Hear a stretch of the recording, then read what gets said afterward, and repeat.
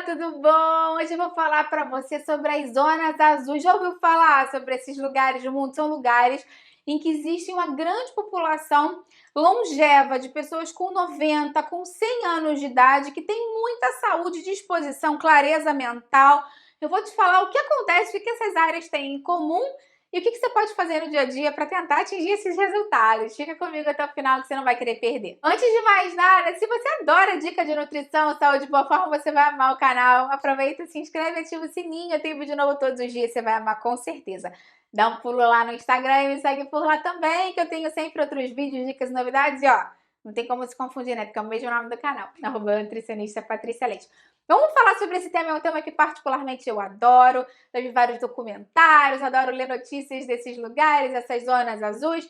São lugares espalhados pelo mundo, não um lugar específico, não. Tem vários lugares assim no mundo que foram estudados, as populações foram estudadas, para se verificar como é que eles conseguiam essa proeza de ter normalmente mais de 100 anos. As pessoas mais novas que morrem por lá são com 80 e poucos anos e a tendência mesmo é que eles passem dos 100 anos de idade. E o mais curioso é que as pessoas ficam muito lúcidas, trabalham até o fim da vida, conversam, brincam, interagem com os netos, bisnetos, têm uma vida muito ativa mesmo e bem de saúde. Por que será que isso acontece? O que será que eles têm? Esse nome de Zona Azul tem um detalhe engraçado, curioso, porque quando começou a ser feita essa pesquisa, os pesquisadores que faziam essa pesquisa, ela começou a ser feita lá na Itália, foi o primeiro lugar que eles verificaram que era assim, depois eles expandiram para outros lugares do mundo, eu vou falar depois para você, quais são esses lugares especiais. Mas esse nome tem nome de Zona Azul, por que será que tem esse nome? É uma curiosidade engraçada, porque eles tinham só uma caneta marcadora, uma canetinha azul, e aí nos lugares que tinham essas populações mais centenárias, eles iam botando um pontinho azul no mapa, eles viram que formava uma zona azul. Um detalhe engraçado, mas foi assim que eles viram que existiam essas concentrações de centenários em alguns lugares específicos. Então, quais são esses lugares? Todo mundo quer saber, né? Existe um lugar, um vilarejo na Grécia. Na Sardenha, na Itália, também tem um outro vilarejo que tem essas populações das zonas azuis centenárias. Tem um na Costa Rica, especificamente. Tem a ilha de Okinawa, no Japão, que já é famosa, né, por ter as mulheres mais idosas do mundo. E tem um vilarejo pequeno lá na Califórnia, nos Estados Unidos, que também tem essas propriedades, assim, né, esse povo que consegue envelhecer melhor e tem mais longevidade. Então, claro que podem ter outros lugares aí no mundo, mas os pesquisadores, por enquanto, só descobriram esses, e esses, por enquanto, são os lugares azuis. E eles acham que é muito curioso porque, apesar de eles terem muitas pessoas com mais de 90 e 100 anos, eles verificaram um estudo que somente 20 a 30% do porquê disso acontecer vem da genética. Então não é, eles são abençoados pela genética, não. Eles têm hábitos no dia a dia aí que favorecem essa saúde, essa longevidade, que acho que a gente pode tentar acrescentar ao nosso dia a dia. Vamos começar a falar sobre os hábitos. Um detalhe muito importante é que a maior parte desses povos, independente de onde eles estejam no mundo, da Costa Rica, na Grécia ou na Itália, é que eles têm uma dieta muito focada em vegetais. Eles têm uma dieta que estima-se que 90% da base da dieta seja de vegetais, legumes, verduras, cereais, hortaliças, integrais. Eles não consomem muitos alimentos industrializados, esse é um ponto muito importante. Eles consomem muitos alimentos raiz mesmo, in natura. Então eles não consomem praticamente industrializados, muitos frescos, né, como a gente chama assim. E carne mesmo eles comem pouco, então eles comem carne algumas vezes na semana.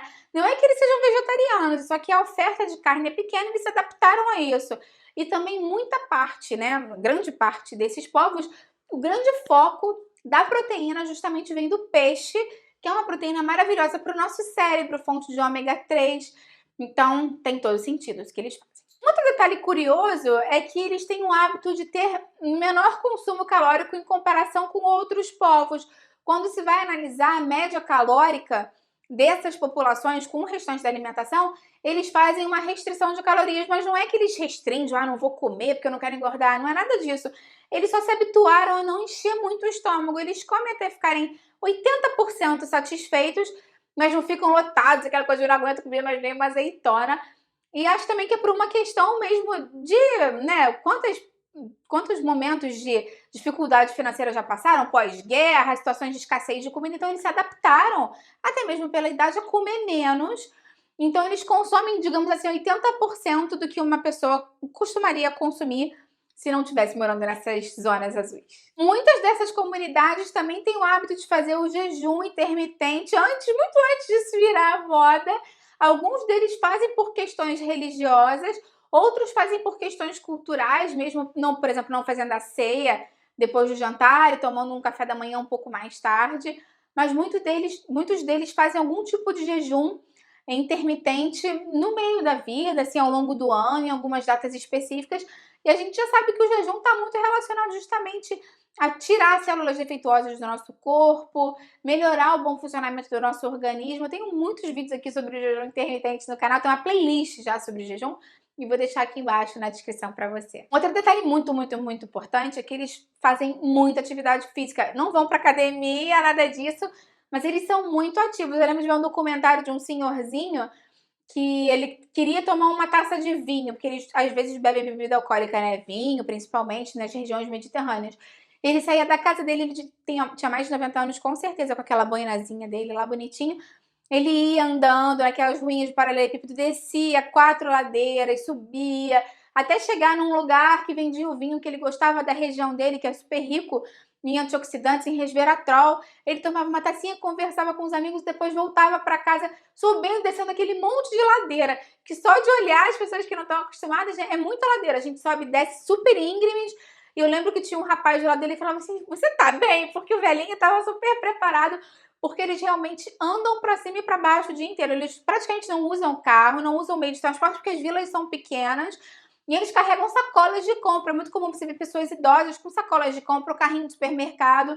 Então eles são muito ativos mesmo. Isso é uma coisa que a gente pode acrescentar no dia a dia. Outro detalhe muito interessante é que eles têm o hábito de dormir muito bem. Eles têm o hábito de dormir pelo menos 7 horas por noite. E na grande maioria desses lugares, eles dormem o quanto precisam. Eles não precisam botar despertadores, é um luxo, eu acho, né? Eles já regularam o corpo para acordar naturalmente quando estão descansados. A gente sabe que uma boa noite de sono é muito importante para a saúde, para a imunidade, né, para o bem-estar de uma maneira geral. Se você está com dificuldade de dormir, pegar no sono, eu tenho playlist aqui, não é nem vídeo, tem uma playlist já com muitas dicas de chás, sucos, dicas para o dia a dia que podem te ajudar a dormir melhor. Eu vou deixar aqui embaixo na descrição para te ajudar também. Não sei se eu já falei, mas tem o nome do vídeo aqui, uma setinha. Se você quer saber onde é que é a descrição, clica nessa seta que vai abrir uma aba com a descrição com esses detalhes aí para você. Outras questões que foram estudadas com relação a esses povos, que não tem necessariamente a ver com alimentação ou com estilo de vida, né?